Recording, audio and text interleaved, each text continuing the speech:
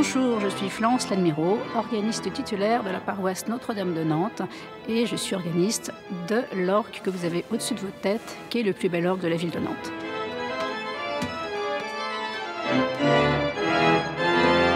Alors là, c'est votre lieu de travail. On est sur cette tribune à peu près à 10 mètres de haut.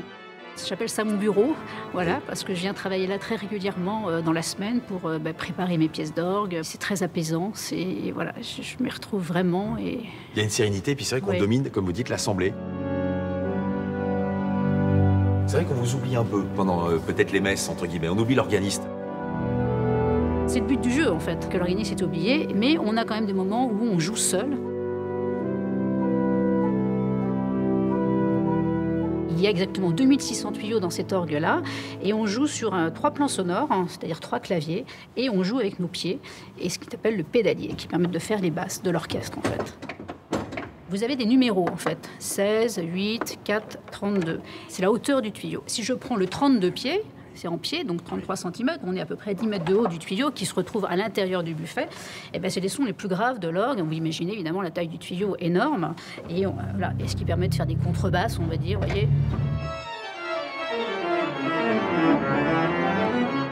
Cet orgue, il y a donc 48 jeux, donc 48 sonorités différentes qui sont réparties en 3 familles. La famille des fonds, la famille des hanches et la famille des pleins jeux et fournitures. Et si je mets tous les fonds de mon orgue, c'est-à-dire des 16, des 8 et des 4, avec des, voilà, et ça donnera ceci.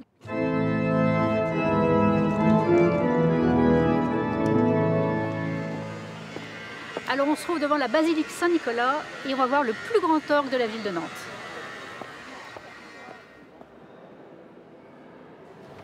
Voilà, donc là je vous emmène dans le cœur de l'instrument, où il y a donc les différents tuyaux, les différentes tailles de tuyaux, et ils ont des formes différentes, et chaque tuyau émet un son différent. Ah, et ça fonctionne, en effet. Donc ça serait plutôt une trompette ou un clairon, et celui-là, par exemple, est beaucoup plus doux, il est en bois, donc ce serait plutôt une petite flûte.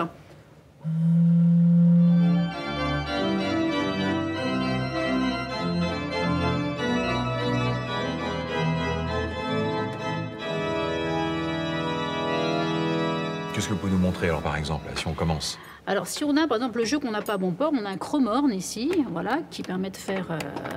Pas se tromper, voilà. hein, il y a déjà 5 boutons sur lesquels vous avez appuyé. Alors, on retrouve les 3 claviers, hein. Oui. On retrouve les 3 claviers, le grand orgue, le positif et le récit, on retrouve les boîtes. Vous voyez, si je fais ça, par exemple...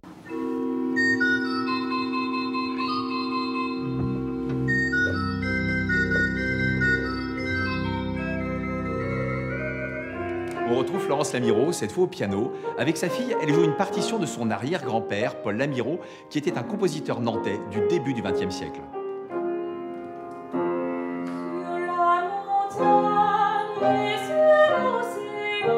Mon arrière-grand-père était très connu à Nantes donc dans les années 1925 jusqu'en 1940. Et donc ces chansonnettes de Baillif, il les a dédiées à des personnages de la ville de Nantes comme Docteur Soulard, Gaëtan Rondeau, Marcel Sourdy aussi, Chateaubriand, voilà. C'est comme ça qu'on essaye de le faire vivre, puisqu'effectivement, il n'est pas resté à Paris par rapport à d'autres compositeurs très connus. Et c'est un petit peu ce qu'il a desservi dans sa carrière musicale. On va finir ce sujet en musique avec une chansonnette composée par Paul Ladmirault.